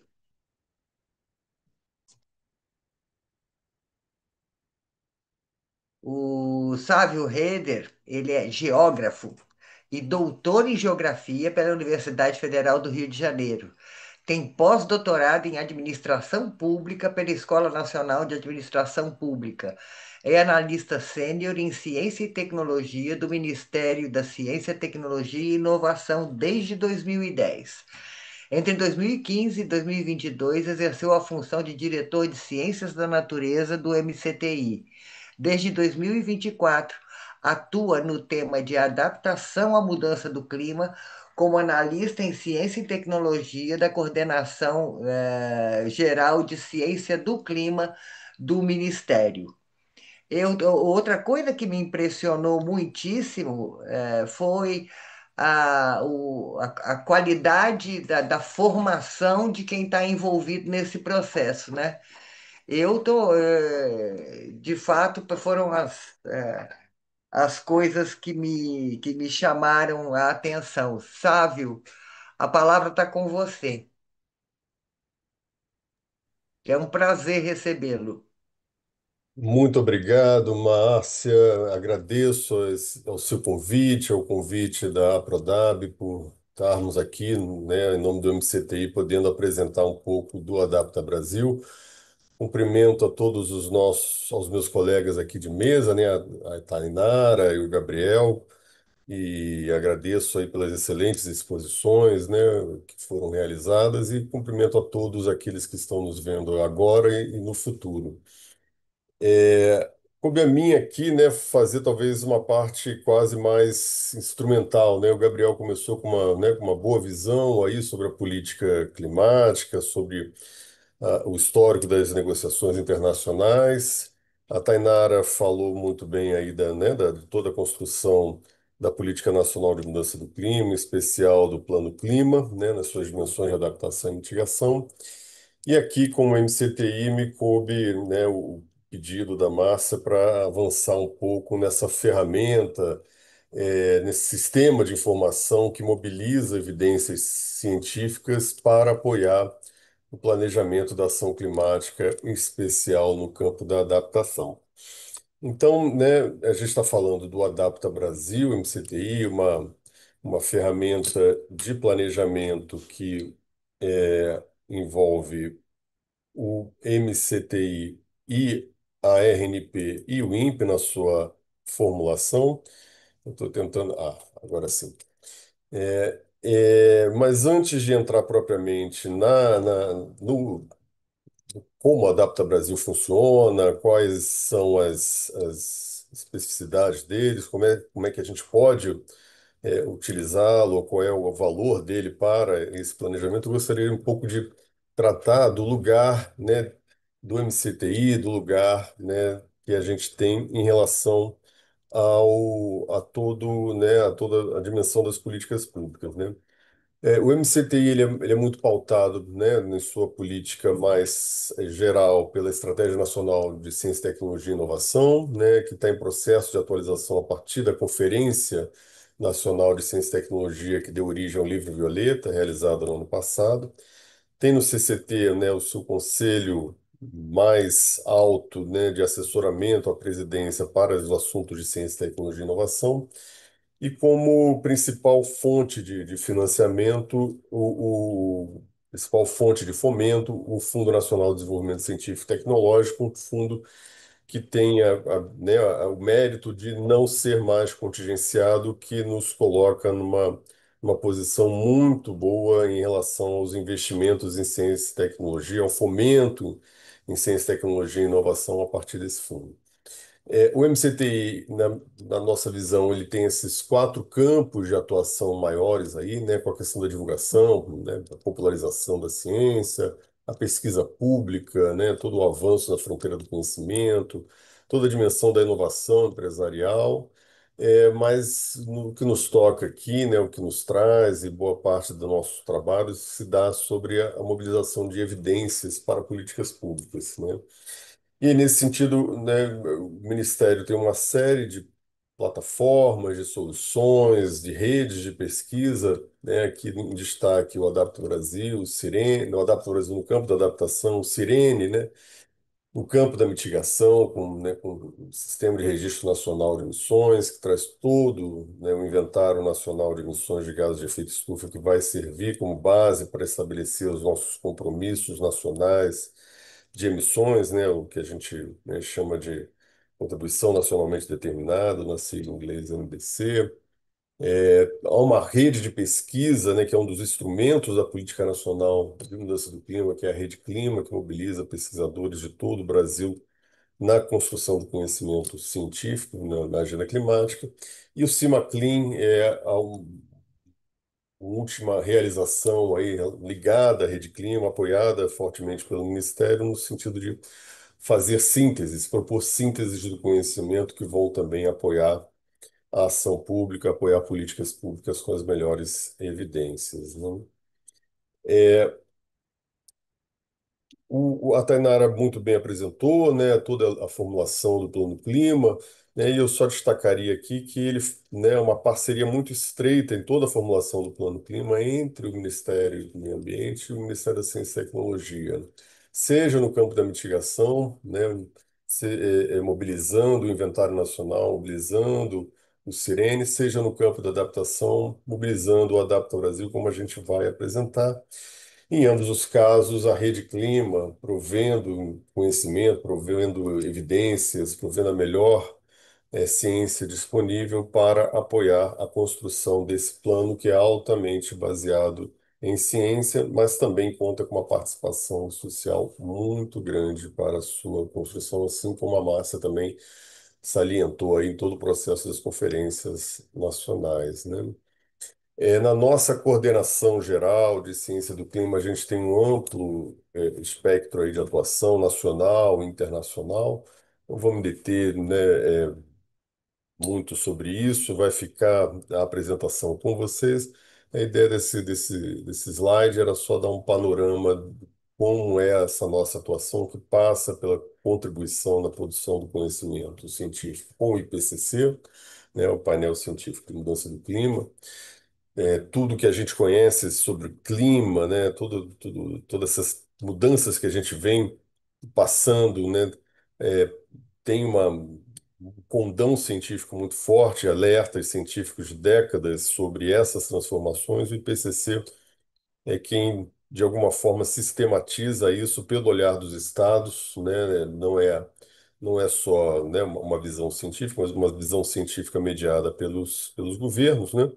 Mas é quem tem sistematizado da melhor forma as evidências para apoiar a Convenção Quadro, a UNFCCC nos seus avanços, nas suas decisões, né? Uma série de estruturas científicas que também nós atuamos, editais, outras plataformas, a própria comunicação nacional sobre gases de efeito estufa, que é o nosso compromisso internacional de relatar as emissões. E isso, tudo isso é um compromisso do Ministério da Ciência e Tecnologia na sua construção, com o apoio internacional, em especial do Global Environment Facility, né, do GEF. Entrando agora, né, mais especificamente na ferramenta, ela tem uma originalidade muito forte, né? E aí convido a todos a conhecer, a acessar, né, a plataforma, né, até nesse momento mesmo, quem tiver o seu computador, para navegar um pouco, entender um pouco qual é, né, qual é o valor dela, qual é o caráter original que ela nos oferece para entender os riscos climáticos, para entender como o planejamento de adaptação pode se dar também a partir das evidências colocadas aqui, né? Então, numa visão inicial mais geral, né, a gente vê essa representação cartográfica, né, que é privilegiada na plataforma. Então, aí a gente tem os 5.560 municípios representados pelo risco climático. Depois eu vou comentar um pouquinho o que é risco climático, o que a gente está falando, do que a gente está falando quando fala em risco climático é, em um horizontes temporais mais próximos, né, de 2030 e mais alongados de 2050. Isso tem muito a ver também com os níveis de aquecimento projetados. Como a Tainara bem falou, no ano passado a gente passou, né, a gente teve um pico de aquecimento global, né, com um grau, atingindo 1,5 graus acima dos níveis pré-industriais, e que isso, né, deu um pouco da amostra, né, dos eventos, da intensificação de eventos extremos, da força com que termos um planeta com mais energia, um planeta mais aquecido, um planeta que se não for contido esse aquecimento, vai passar por grandes adversidades aí, e com especial atenção para as populações mais vulneráveis. Então, né, essa é uma visão inicial da plataforma Adapto Brasil, né? Ela né, tem sua construção, a sua originalidade baseada no que a gente chama de flor de risco, que é uma metodologia do IPCC, trazida para nós entendermos o risco climático em suas dimensões tanto naturais quanto sociais, né? Então, quando a gente fala de risco climático nessa definição, a gente está falando do potencial de consequências adversas para sistemas humanos ou ecológicos, né? E esses riscos resultam de interações dinâmicas entre as ameaças relacionadas ao clima. E aí as ameaças, a gente está olhando justamente essa dimensão natural, essa dimensão da força da natureza sobre essa dimensão social que é representada pela vulnerabilidade e exposição. Então, aqui a gente está falando muito dessa relação entre ambiente, cultura, relação sociedade, natureza, muito própria de todos os fenômenos da mudança climática que a gente tem, e que buscou ser retratada, representada na flor de risco, né?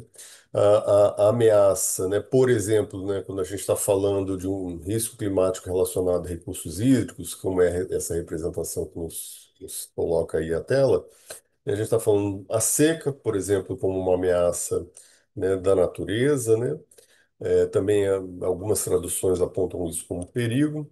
A vulnerabilidade, olhando aí em suas duas dimensões, a sensibilidade e a capacidade adaptativa, né? A sensibilidade, por exemplo, aí, né, o acesso limitado a saneamento, uma questão própria da condição social da população que ali vive, né?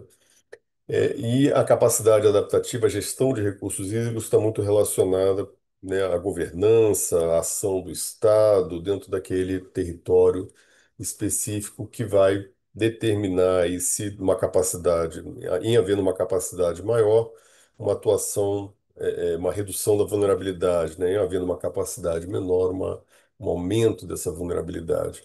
E a exposição, né, é um outro dado social que é um dado que é próprio daquele território, que não é exatamente uma vulnerabilidade. Por exemplo, a densidade populacional, né, de uma determinada região, de um determinado território, né? Então, essa é a lente básica do que vai constituir aí o risco climático, que é a base do nosso Adapta Brasil. Ele trabalha com setores estratégicos, né? Setores estratégicos foi um nome dado que a gente poderia perfeitamente trocar para temas, né, importantes que tocam a dimensão da adaptação, né? Então a gente está falando aí da questão da segurança hídrica, segurança alimentar, segurança energética, né? Essas três dimensões que também são muito abordadas numa perspectiva integrada do Nexus, mas que são olhadas cada uma nas suas características, nas suas especificidades de risco, né, dentro da plataforma, né? Então a plataforma tem esse condão, também tem esse olhar de, né, entender as especificidades de cada temática, os riscos de cada temática. Quando a gente fala de um risco dos recursos hídricos, a gente está falando que é um risco próprio, diferente de um risco relacionado, né, de respeito à saúde humana, né?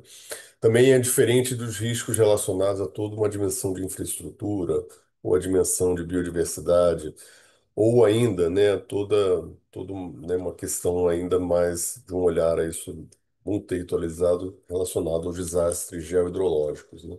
Então, cada dimensão dessa vai ter um risco climático próprio, um cálculo próprio, olhando aquelas dimensões de ameaça, exposição e vulnerabilidade.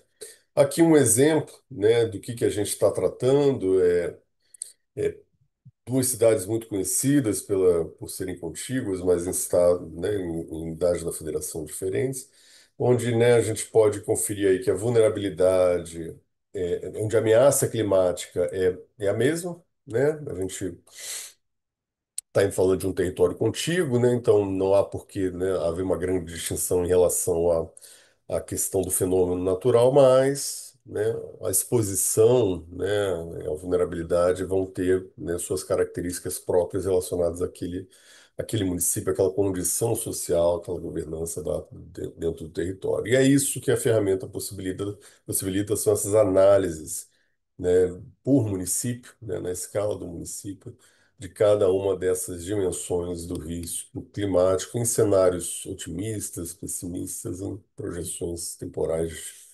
distintas, né? Eu trago aqui, né, eu vou passar muito rapidamente, né, dado o nosso adiantado a hora, mas um exemplo que a gente que se pode encontrar aí, né, dentro da plataforma, né, na questão da síntese dos resultados, como é que a gente olharia isso de maneira mais concreta, né? Especialmente nessa dimensão da segurança alimentar, né? Então, vocês vão encontrar dentro do Adapta Brasil toda uma construção que vai levar a esse tipo de análise para o, né, por exemplo, o Brasil todo, né, olhando a segurança alimentar a partir das suas características de disponibilidade, né, da produção de alimentos e de acesso, consumo de alimentos, entendendo que são dois riscos também, né, duas dimensões próprias, né, uma necessidade de adaptação, um risco climático específico de respeito à produção, de respeito, por exemplo, às ameaças que vão sofrer a produção agrícola de determinado gênero alimentício, da nossa cesta básica ou, né, de alguma commodity que o país produz. É, mas também uma outra questão muito forte aí, com outro olhar né, do acesso, o consumo de alimentos que nem sempre está no mesmo território, muitas vezes isso está em pontos distintos. E aí todo recortes regionais, né, análises regionais são possíveis de serem realizadas, um conjunto de mapeamentos a partir também da compreensão, né, específica da capacidade adaptativa, né, e aí, né, olhando a vulnerabilidade, né, desmembrada pela sensibilidade, pela capacidade adaptativa, mas também na sua forma integrada, né, na dimensão de acesso, disponibilidade, no olhar sobre, né, mais específico sobre a exposição e suas especificidades no território, e por fim, né, nessa dimensão da ameaça, essa dimensão da força natural que tem, né, sobre a dimensão da segurança alimentar, né? E aí a gente vai encontrar também essas projeções otimistas e pessimistas num período mais curto, num período mais longo, considerando esses níveis de aquecimento, né? E por fim, né, uma síntese de todas essas dimensões com risco de impacto, né? O que né, uma ameaça climática, né, determinada, no caso de alimentos muito associada à seca, né? É o que a gente teria de riscos nesses cenários futuros de aquecimento global, né? Também, né, projeções aí onde a gente pode ver que, né, na região semiárida são mais graves, né, são mais o risco climático é maior, um pouco menor no sul do Brasil, né? E tudo isso, né, toda essa metodologia, né, é importante ser dito, passa por uma construção de índices, indicadores muito discutida dentro de uma metodologia de coprodução de evidências envolvendo tanto gestores públicos como pesquisadores para definição de pesos e de ponderações que vão levar a esse cálculo do índice de risco de impacto da mudança do clima em cada um dos temas, dos setores estratégicos. Nesse caso aqui, eu estou salientando para vocês, estou chamando a atenção para a segurança alimentar nesse slide aqui, para a dimensão do acesso, né? Então, nesse nível 6 a gente vai ter o dado mais básico, né? No nível 2, né, o dado mais agregado, o índice final. Assim como na disponibilidade a gente vai encontrar a mesma racional, né? No nível 6 o dado mais desagregado e no nível 2 o dado mais agregado e toda a lógica de agregação a partir da flor de risco, como a gente apresentou. Há também, né, toda uma conexão com os Objetivos de Desenvolvimento Sustentável, com a agenda de sustentabilidade, né, todo dentro da metodologia toda racional de cálculo, né, as fontes utilizadas, enfim, há todo uma documentação muito rica para aquele que deseja se aprofundar na compreensão do cálculo de risco climático no uso da plataforma Adapta Brasil. E aí as últimas atualizações que a gente fez foi justamente trazer a biodiversidade como um setor estratégico, em parceria com o INPE, o MMA, o Painel Brasileiro de Biodiversidade e o Sistema de Informação da Biodiversidade do Brasil, além de atualizações nesses sistemas de saúde, recursos hídricos e segurança alimentar. A plataforma está em constante atualização, entendendo que são muitos aprimoramentos necessários para a gente ter a informação mais precisa, a melhor ciência para cada um desses temas, os dados mais atualizados. Então, a gente tem todo um esforço muito grande de manter a plataforma da maneira mais atual. E, né, esses novos desenvolvimentos que destaco aqui nesse slide, né, passa por isso, né, por atualização, por níveis de aquecimento global, um pouco, né, ao invés da gente trazer esse olhar de período, né, 2030, 2050, trazer os níveis de aquecimento, entendendo que o planeta tem aquecido cada vez mais rápido, né, a gente chegou a 1,5 graus muito antes do que imaginava, e é importante a gente deixar essas projeções mesmo em níveis de aquecimento, a fim de que a gente possa entender os impactos reais se a gente avança, né, da forma que a gente vem avançando. Atualização com os dados de 2022, para além da questão também do diagnóstico, né, a gente tem todo um conjunto de tecnologias, de opções, de soluções de adaptação a serem apresentadas dentro da plataforma, né, e já um olhar para outras temáticas, como as zonas costeiras e os povos indígenas dentro da plataforma. Essa aqui é a minha última lâmina, é um pouco que mostra a aderência da nossa plataforma com né, a lei que diz respeito, né, da adaptação, elaboração de plano de adaptação, onde se assenta aí muito do nosso planejamento também, e a articulação federativa para esse planejamento da adaptação, né? Então, tudo que diz respeito aí, né, à gestão e redução do risco climático, né, envolve né, a mobilização de conhecimento, de ciência, né, envolve a promoção de evidências científicas, a modelagem, né? Tudo isso está relacionado aos trabalhos que a gente vem realizando no Adapta Brasil, né? Antes de eu terminar, né, só para eu não ficar só na fala mais instrumental aqui relacionada ao Adapta Brasil, era um pouco trazer dentro das nossas preocupações em relação a esse né, desacoplamento que há entre as evidências científicas, os alertas da ciência sobre, né, os impactos da mudança do clima, sobre o que, né, o planeta está sujeito em relação a um planeta mais quente, mais aquecido, e as medidas que vêm sendo tomadas pelos governos, a incapacidade da gente ter respostas públicas, né, respostas da sociedade a que sejam, né, estejam no mesmo nível do alerta da necessidade que a gente tem para conter esse aquecimento, né? Como é sabido, não há adaptação possível, né, dentro de cenários onde a gente atinja 3, 4 graus de aquecimento. Por isso, é fundamental que se mantenha todo um campo, né, de ação na prevenção, de ação na mitigação, para que o planeta não chegue aos desastres, né, ao que vem ocorrendo, né, a gente observou um pouco disso no último ano, e a tendência, né, segundo as previsões científicas, é termos ainda mais nos próximos anos com esse planeta mais aquecido. Passamos, né, por um conjunto de crises conexas, né, crises políticas, crises sociais, crises ecológicas, crises psíquicas, né, temos uma sociedade bastante adoecida, né, do que a gente vem lidando né, com esses problemas, com essas crises. E tudo isso, né, de alguma forma sintetizado em toda a construção, né, que vem sendo trabalhada em torno das discussões do antropoceno, né?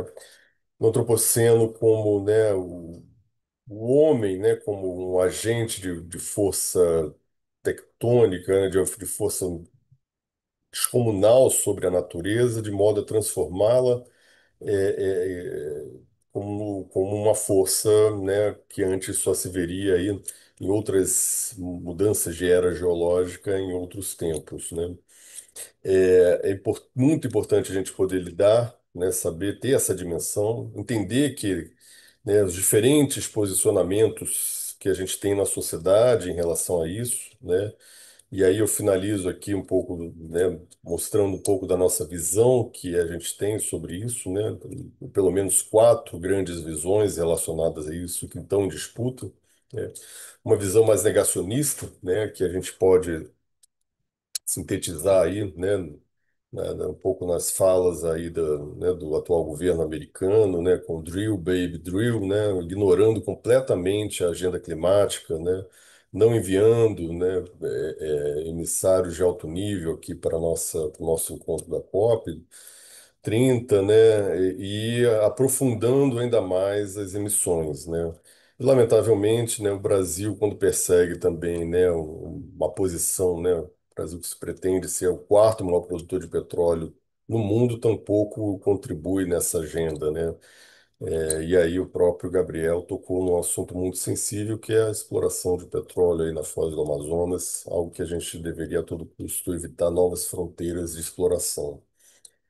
Uma outra visão um pouco mais fetichista em relação à tecnologia, ou salvacionista em relação à tecnologia, seria uma visão ecomodernista, né? Imaginando que a gente seria, né, a gente poderia seguir, né, no modo de produção e consumo que a gente segue hoje, mas e que a ciência nos resolveria esses problemas, seja em questões que a gente já tem hoje, como energia nuclear, como a questão da produção de alimentos sintéticos, ou seja, em soluções de geoengenharia. é, Tudo isso traz uma visão ecomodernista que também é muito perigosa no sentido de que a gente não tem nenhum sinal de fato de que a ciência e a tecnologia vão nos salvar completamente, né? Uma visão ecodesenvolvimentista, que é um pouco nessa que a gente opera, na lógica do desenvolvimento sustentável, né? Nessa perspectiva um pouco, né, reformista em relação a, né, o que a gente vem caminhando, né? E que por aí, né, a gente talvez conseguisse mitigar alguns danos e manter, né, a condição das populações mais vulneráveis ainda razoavelmente adequadas, né, tentando conciliar, né, a questão da proteção ambiental com a superação da pobreza.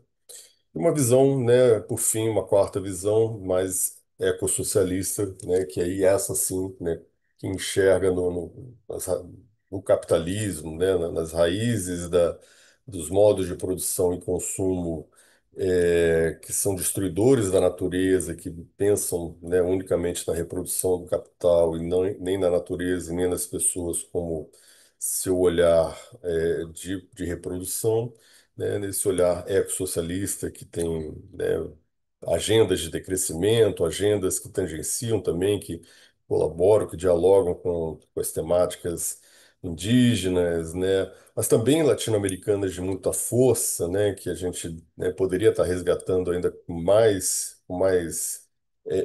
intensidade, como as agendas do bem viver, a agenda dos direitos da natureza, da Pachamama, né, que há algo que a gente poderia estar trazendo que são pensamentos latino-americanos que a gente poderia estar trazendo com mais força como soluções para sairmos dessa grande crise conexa que a gente vive. Termino aqui, acho que falei demais, falei para além do meu tempo, Márcia, agradecendo muito a você, né, e aos meus colegas aqui de mesa e fico à disposição de vocês. Muito obrigado.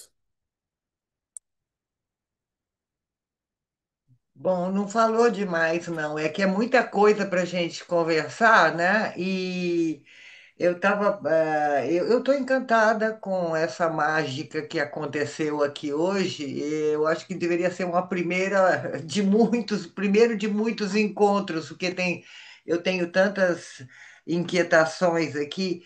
Quando você mostrou aquele mapa, sabe? Muito obrigada, viu?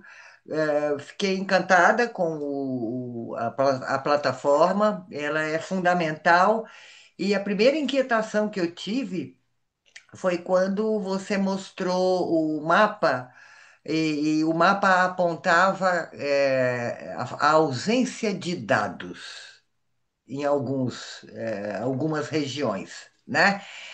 E isso me remeteu a 2013, quando eu testemunhei o surgimento do conceito da rosquinha, o donut, né? Os limites planetários. Aí, quando foi em 2000 ah, esse conceito já eu co- tomei consciência dele em 2013, mas na fase preparatória eu já tive, através do Vitae Civilis, uma, uma prévia, né?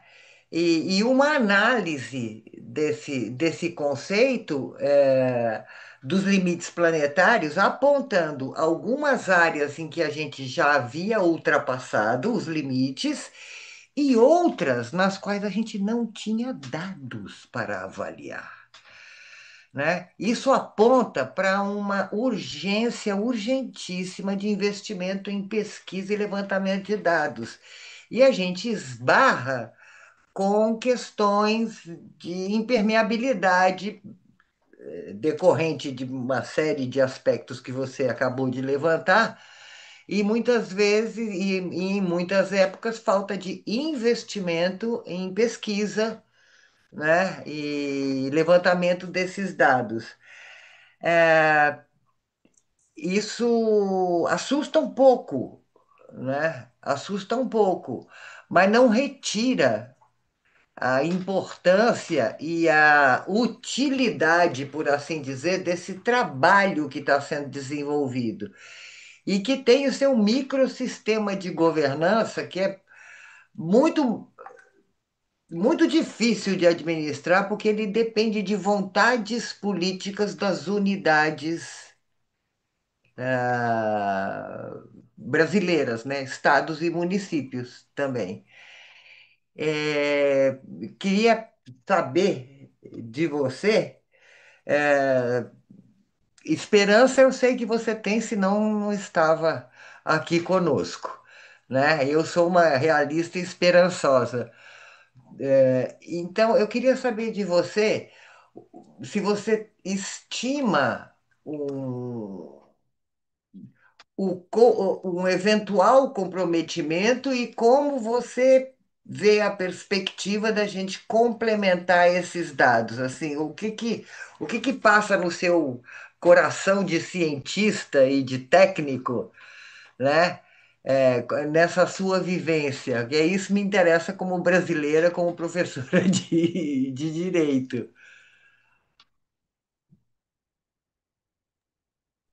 Obrigado, Márcia. Você lembrou bem essa questão. Foi a Kate Raworth, né, que fez, né, lá pela Oxfam, né, essa questão da economia donut, né, tentando justamente conciliar, né, a dimensão do sistema natural, né, dos limites planetários, né, os 9 limites planetários,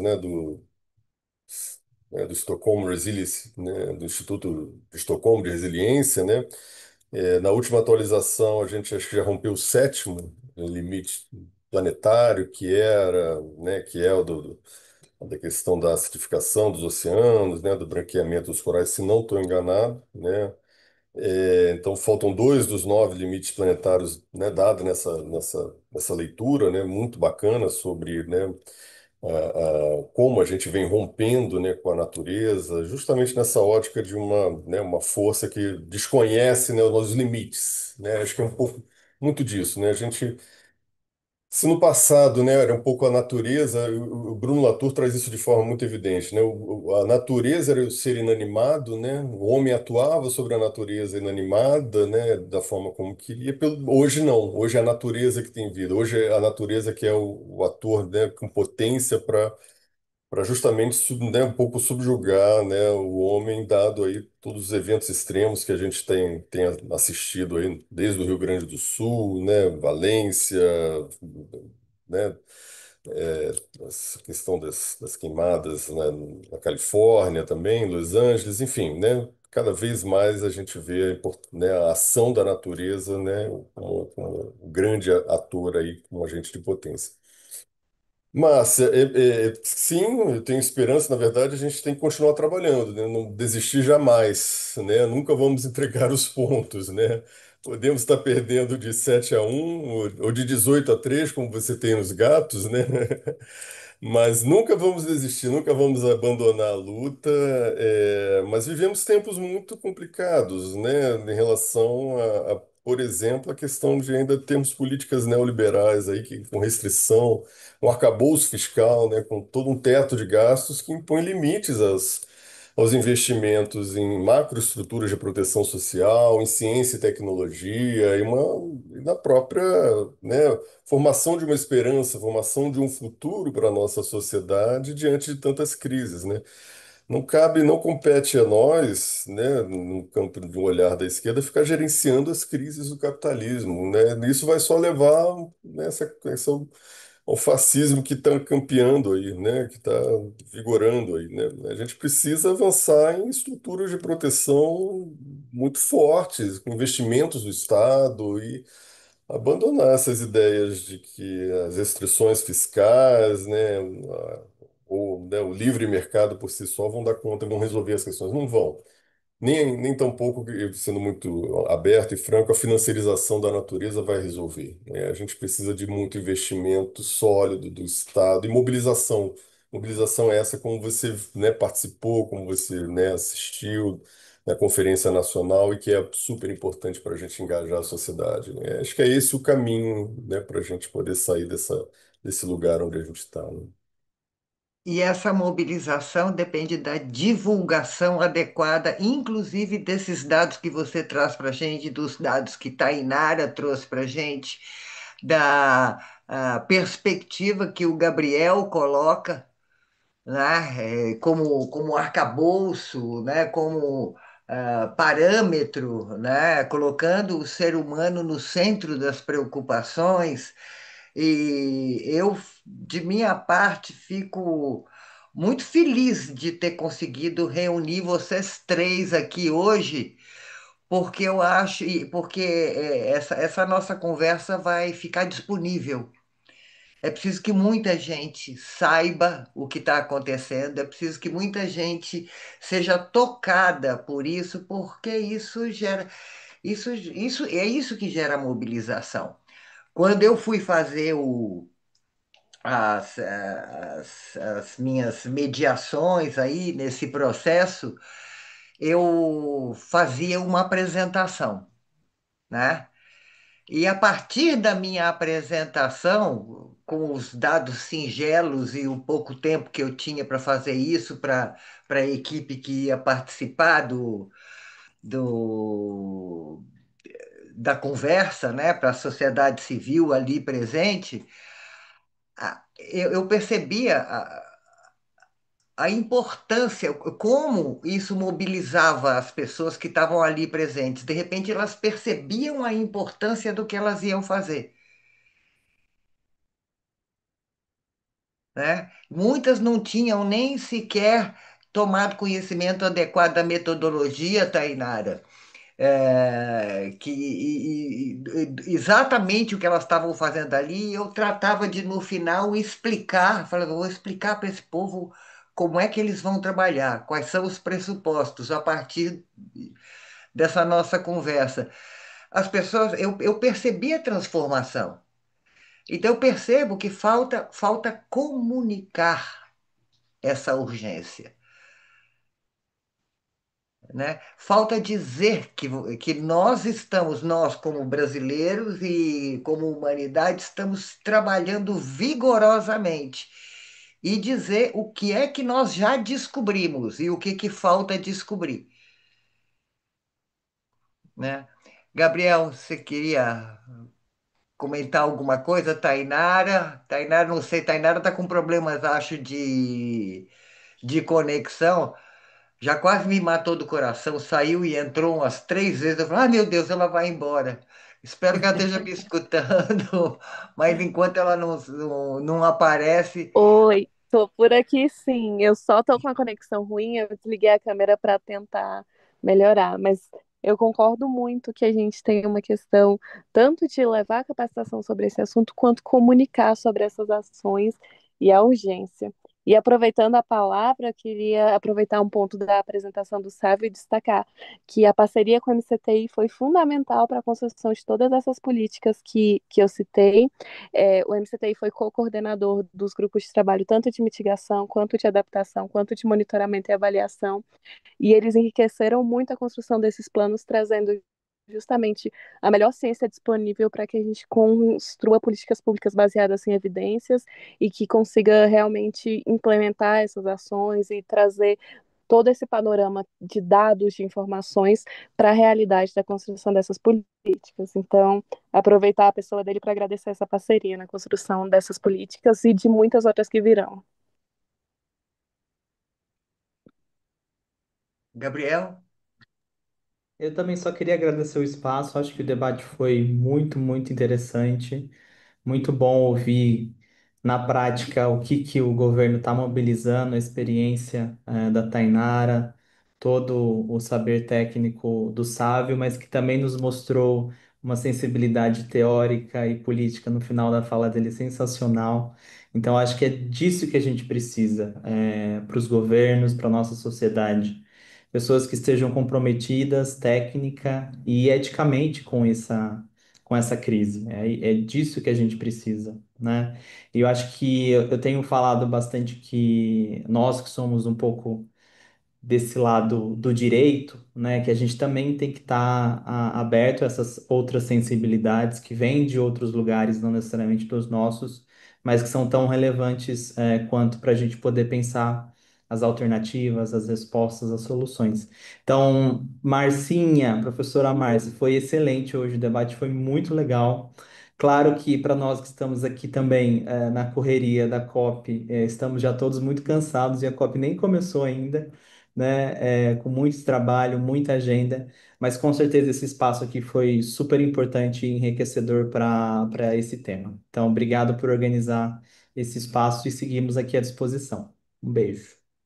De minha parte, eu termino extremamente grata a todos vocês e ao universo por ter proporcionado essa possibilidade, inclusive, de deixar tudo isso registrado e disponível, né? Porque o direito não pode mais avançar sem lançar a mão da ciência e das outras informações, né? É preciso que a gente integre todo esse conhecimento, porque a gente vai escrever, a gente vai inspirar decisões judiciais, a gente vai ajudar a elaborar uma legislação mais adequada, mas só se a gente tiver aberto, né?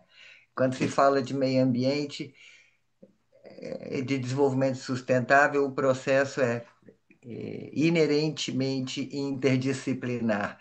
Agradeço muitíssimo, muitíssimo aos três, né? E a Camila, que ficou conosco até agora, proporcionando essa oportunidade, nos dando suporte, e a Prodab pela possibilidade de implementar esse fórum. Então, eu acho que eu me despeço. Não, se não houver nenhuma pergunta no YouTube, alguma pergunta, Camila? Al- Sem perguntas, tá ok. Eu acho que tá todo mundo tão impactado quanto eu aqui, com a minha cabecinha a mil. Muito obrigada, muito obrigada. Foi excepcional. Fiquei muito Muito feliz. obrigado, pessoal. Uma boa noite a todos aí, uma ótima COP para todo Bom mundo. descanso. Obrigada, Tainara. Muito Obrigada, obrigada, Obrigado, Sávio. pessoal, pela organização grande e pelas abraço. apresentações. Aprendi Obrigada, muito com Gabriel. vocês hoje.